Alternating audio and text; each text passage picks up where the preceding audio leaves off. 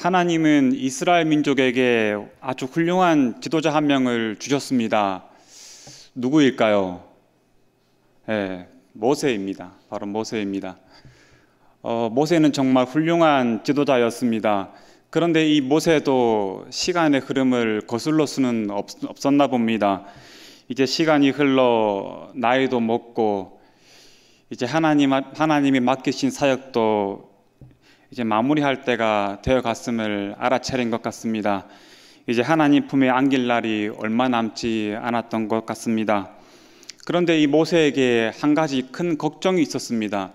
바로 자기와 같이 출애굽을 한 강야 1세대는 하나님을 그렇게 신뢰하지 못하고 그렇게 믿음을 신실히 지키지 못해서 강야에서 다 생을 마감하고 말았습니다. 이제 모세 앞에는 강야 1세대의 자손인 강야 2세대가 놓여 있습니다. 오늘 말로 하자면 다음 세대가 지금 모세와 함께 있는 것입니다. 이 광야 2세대에게 과연 어떻게 하나님 말씀을 전해야 이들은 1세대와 같이 않고 하나님을 신실히 섬길 수 있을까? 하나님을 배신하지 않을까? 고민 끝에 나온 모세의 연설 혹은 설교가 바로 이 신명기 책입니다.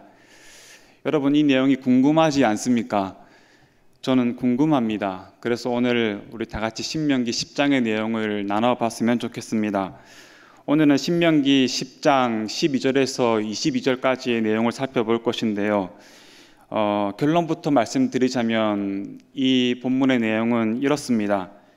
하나님이 우리에게 요구하시는 것은 아무 자격 없는 우리를 택하신 하나님 앞에서 마음의 할례를 행하고 하나님과 친밀한 관계를 가지며 우리의 행복을 위하여 명령하신 그분의 말씀을 지키는 것입니다 라고 말할 수 있습니다. 이미 제가 오늘 설교의 결론을 말씀드린 것입니다. 오늘은 이 결론을 먼저 말씀드리고 이 결론을 하나씩 풀어가고자 합니다. 14절에서 15절에서 모세는 하늘과 땅의 모든 만물이 본래 하나님의 것인데 하나님이 이스라엘 족속을 만민 중에서 특별히 택하였다고 말하고 있습니다. 그리고 다른 민족이 아닌 이스라엘 민족을 택하였음에 대한 근거가 바로 하나님의 기뻐하심, 하나님의 사랑하심에 그 근거가 있다고 말하고 있습니다. 신명기 7장 7절도 동일하게 이것을 말하고 있는데요. 우리 7장 7절을 다 같이 한번 읽어봤으면 좋겠습니다. 여호와께서 너희를 기뻐하시고 너희를 택하시면 너희가 다른 민족보다 수요가 많기 때문이 아니라 너희는 오히려 모든 민족 중에서 가장 적으니라. 하나님은 이스라엘을, 아니 우리를 그분의 자녀로 택하셨는데 그 근거가 우리에게는 없음을 이미 아셨습니다. 그래서 하나님의 자녀로 택함을 하는 그 근거를 하나님 자신에게서 찾으십니다. 바로 하나님이 자신의 기뻐하심, 하나님 자신의 사랑하시면서 우리의 자녀됨의 택함의 근거를 찾으시는 것입니다. 우리는 종종 하나님의 말씀의 기준보다는 너무 멀리 떨어져 있는 우리 자신을 발견하지 않습니까? 그래서 때로는 나의 이 연약하고 부족한 모습 때문에 낙담하고 실망을 하곤 합니다. 저만 그런지 모르겠지만 그래서 가끔 그런 생각이 들 때가 있습니다. 내가 과연 그리스도인인가? 오늘 내가 했던 말과 행동과 마음을 뒤돌아보면서 내가 진짜 그리스도인일까? 라고 간혹 생각할 때가 있습니다. 그래서 하나님은 우리의 자질을 보지 아니하시고 하나님의 기뻐하심, 그분의 사랑하심을 보고 우리를 택하신 것입니다. 아무 자격 없는 우리를 택하신 하나님의 이 은혜, 하나님의 이 놀라우신 은혜가 하나님이 이스라엘에게 그리고 우리에게 깨닫기 원하시는, 요구하시는 첫 번째 사항입니다. 이제 두 번째 사항으로 넘어가기 원합니다. 다시 한번 읽습니다. 하나님이 우리에게 요구하시는 것은 첫 번째, 아무 자격 없는 우리를 택하신 하나님 앞에서 두 번째, 마음의 할례를 행하라고 주님 말씀하십니다. 개역 개정 성경 여러분이 가지고 있는 성경에는 마음의 할례를 행하라고 번역하였지만 제가 히브리 원문을 조금 더 직역을 하자면 이렇게 표현할 수가 있습니다. 마음의 껍질을 벗겨라.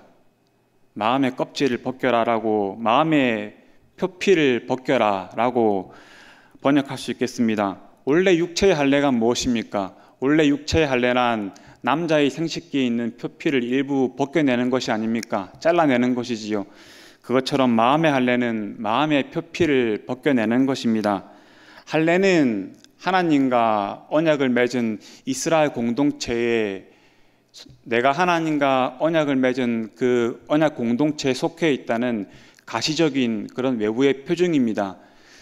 그런데 이 할례를 받은 사람이 혹시 할례를 받았지만 자기 마음 가운데서는 하나님을 향한 불신앙과 불충성으로 가득하다면 과연 이 사람을 할례 받은 사람이라 할 수 있겠습니까?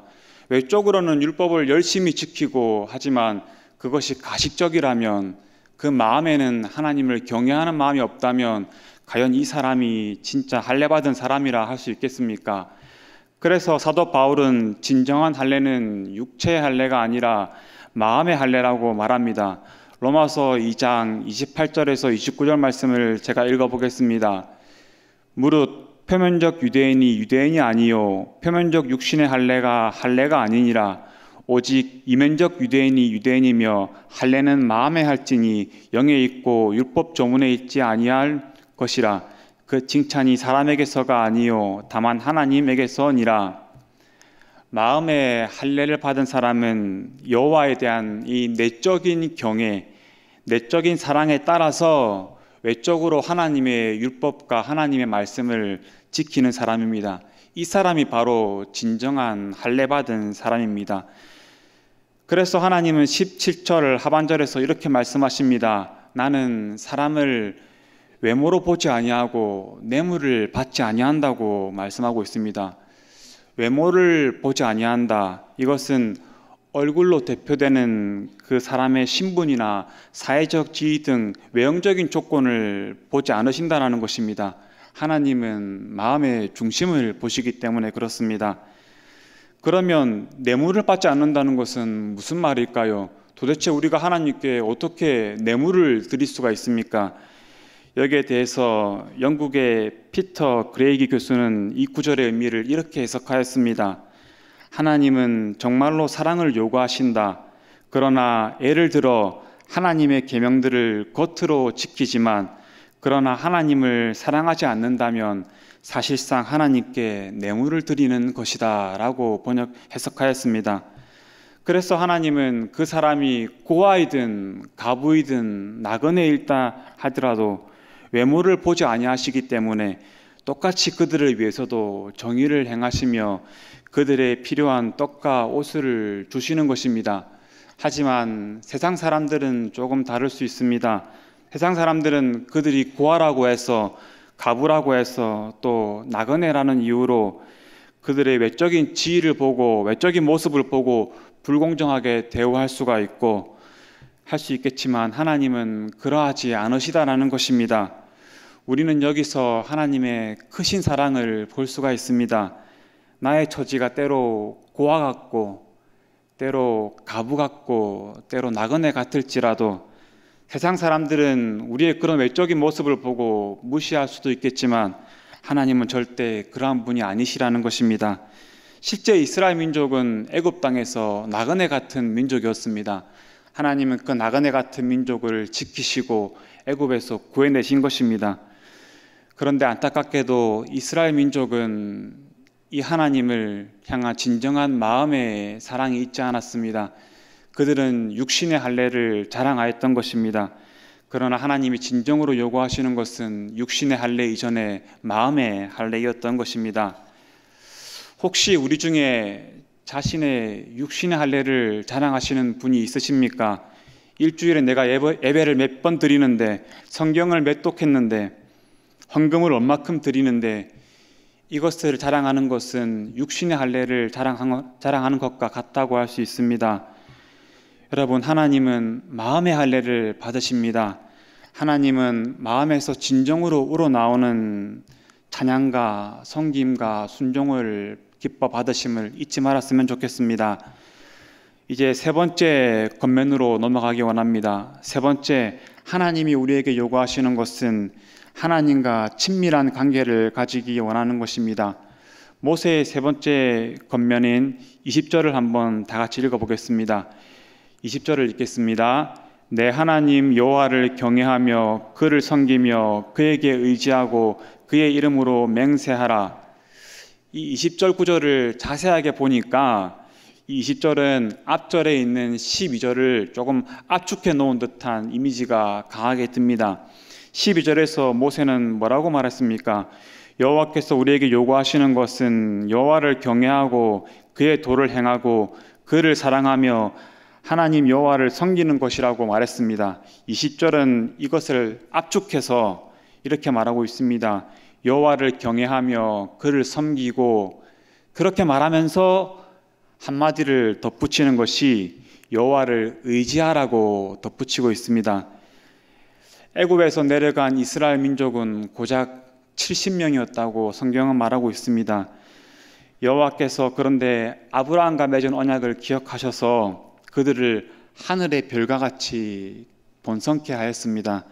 모세는 너희를 위해서 이렇게 큰 일을 행하신 하나님을 의지하라고 말하고 있는 것입니다. 여기서 의지하라는 표현은 단순히 하나님을 기대라는 그런 소극적인 표현이 아닙니다. 여기서 의지하라는 단어는 그 히브리어 뜻을 보면은 마치 창세기 2장에 나와 있는 것처럼 남자가 여자와 합한다, 또는 피부와 살이 뼈에 붙어 있다, 그 정도로 긴밀한 것을 말하는 것입니다. 갈라놓을 수가 없는 것이지요. 이처럼 하나님께서는 너희가 나에게 딱 붙어 있으라고, 마치 남자와 여자가 합한 것처럼, 마치 피와 살이 뼈에 붙어 있는 것처럼 그렇게 나와 딱 붙어 있으라고 말씀하시는 것입니다. 하나님의 이 초청에 이스라엘 백성들은 이스라엘 백성을 향한 하나님의 크신 사랑이 또한 녹아져 있습니다. 모세 당시에 어쩌면 가장 큰 강대국이었던 애굽에서 노예 생활을 하고 있던 이스라엘 민족은 하나님은 구해내셨습니다. 그들을 번성케 하셨고 그들을 구해내셨습니다.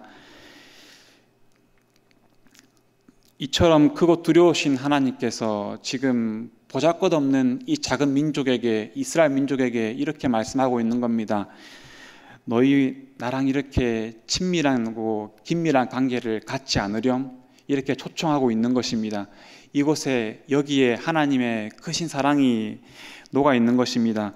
여러분은 하나님의 이 애절한 초청에 어떻게 반응하시겠습니까?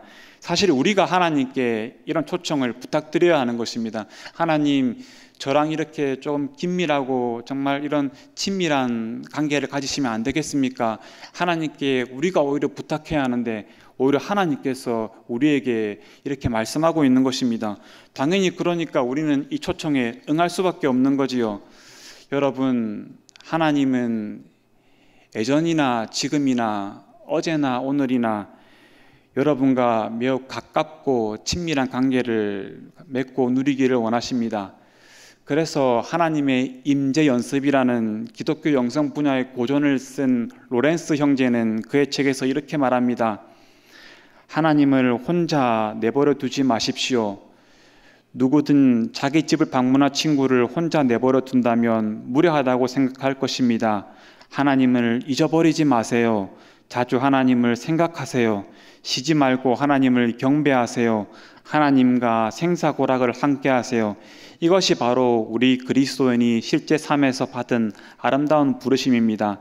다시 말해 그것이야말로 우리에게 가장 커다란 기쁨입니다. 이스라엘에게 하나님이 거하실 초소를 주신 것처럼 지금 하나님이 여러분의 그 마음의 집을 방문해 있습니다. 여러분의 마음의 집을 방문한 하나님을 혼자 내버려 두지 마십시오. 그분은 여러분의 찬송이자 여러분의 하나님이십니다. 우리 하나님이 우리에게 요구하시는 것 세 번째, 우리 네 번째를 우리 다 같이 읽어보겠습니다. 네 번째 시작.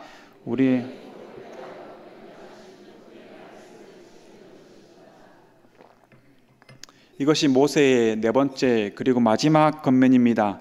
13절에서 모세가 이렇게 말하고 있습니다.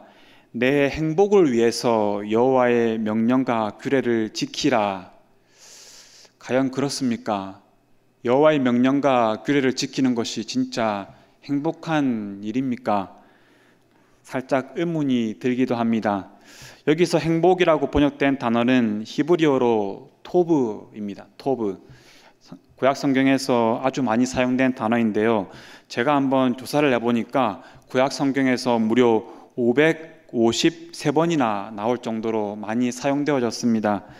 그래서 그 의미 또한 참으로 다양합니다. 구약 성경에서 첫 번째 이 단어가 나온 곳은 창세기 1장입니다. 그때 하나님께서 천지를 만드시고 뭐라고 하십니까? 여호와 보시기에, 하나님 보시기에 좋았다 말씀하셨습니다. 바로 하나님 보시기에 좋았다 할 때 이 좋았다가 바로 토브입니다. 이 토브는 다양한 뜻을 가지고 있는데요. 그래도 크게 봐서는 이런 의미가 있다고 볼 수 있습니다.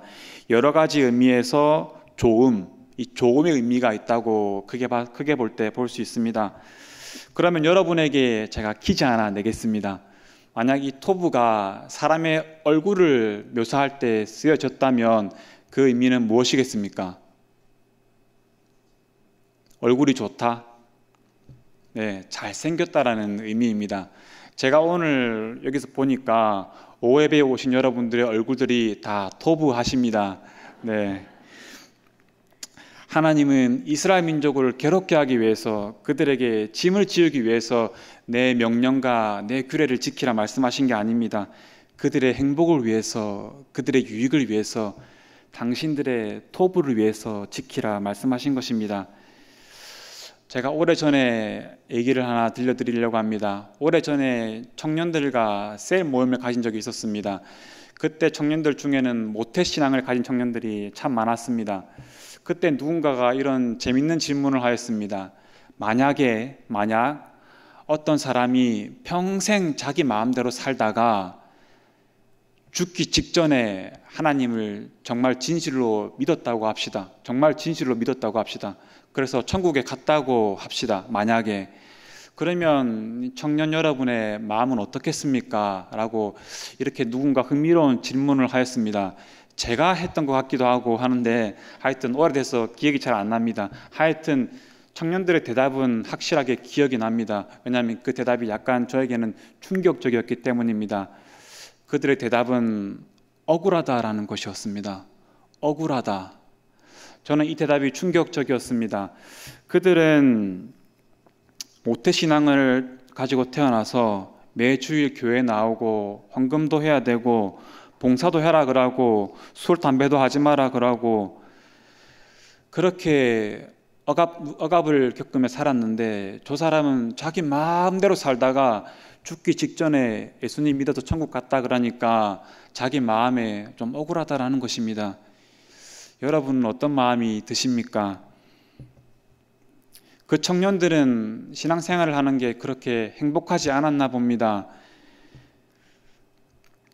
그러나 저는 예수님을 믿고 신앙생활을 하는 것이 정말 여러분의 행복이기를 바랍니다. 우리가 먼저 행복해야 믿지 않는 사람에게 당신도 예수님을 믿고 신앙생활을 해라 말할 수 있지 않겠습니까? 우리가 그런 우리 자신이 되기를 바랍니다. 이제 설교를 마무리하는 단계로 가고자 합니다. 모세는 신명기 5장에서 광야 2세대에게 하나님이 주셨던 십계명을 다시 선포하였습니다. 그리고 십계명을 선포한 이후에 이 십계명에 근거한 구체적인 규례와 법도를 신명기 12장에서 26장까지 선포하였습니다. 그러니까 신명기 오늘 우리가 읽은 10장은 모세가 십계명을 선포한 이후에 나중에 12장에서 그 세부적인 규례와 법도를 선포하는 그 사이에 10장이 놓여 있는 것입니다. 신명기 10장은 그래서 하나님이 우리에게 주신 규례와 법도를 어떤 자세로 어떤 마음가짐으로 지켜야 하는지 우리에게 말씀해 주고 있는 장이라 말할 수 있습니다. 다시 한번 말씀드립니다. 하나님이 그들에게 우리에게 요구하시는 것은 아무 자격 없는 우리를 택하신 하나님 앞에서 마음의 할례를 행하고 하나님과 친밀한 관계를 누리며 우리의 행복을 위하여 명령하신 그분의 말씀을 지키는 것입니다. 그리고 이것이 하나님이 이스라엘뿐만 아니라 지금 여기에 있는 우리에게도 요구하시는 것입니다. 세상 사람들보다 우리가 또 도덕적으로 의롭다는 것을 자랑하기보다 자격 없는 우리를 택하신 하나님의 은혜를 자랑합시다. 한 번도 주일 예배에 빠진 적이 없는 것을 자랑하기보다 우리 마음에 할례를 받았는지 뒤돌아봅시다. 지금까지 성경을 몇 독했는지 자랑하기보다 오늘 하루 하나님과 친밀하고 긴밀한 교제를 누렸는지 돌아봅시다. 모세를 통하여 선포된 하나님이 요구하시는 4가지, 만약 여러분이 이스라엘의 그 광야 2세대라면 모세의 이 설교 앞에 어떻게 반응하시겠습니까? 아멘, 네 그렇게 하겠습니다 라고 반응하겠습니까? 아니면 아직도 하나님이 우리에게 요구하시는 것과 나의 그런 자기 중심성에서 나온 생각 사이 가운데 갈팡질팡하고 있겠습니까? 선택은 여러분의 몫입니다. 그런데 제가 간절히 바라는 것은 모세를 이어서 다음 세대의 지도자가 된 여호수아가 멋지게 선포한 것처럼 여러분도 이렇게 선포했으면 좋겠습니다. 만일 여호와를 섬기는 것이 너에게 좋지 않게 보이거든 너희 조상들이 강 저쪽에서 섬기던 신들이든지 또는 너희가 거주하는 땅에 있는 아모리 족속의 신들이든지 너희가 섬길 자를 오늘 택하라. 그러나 오직 나와 내 집은 여호와를 섬기겠노라 하니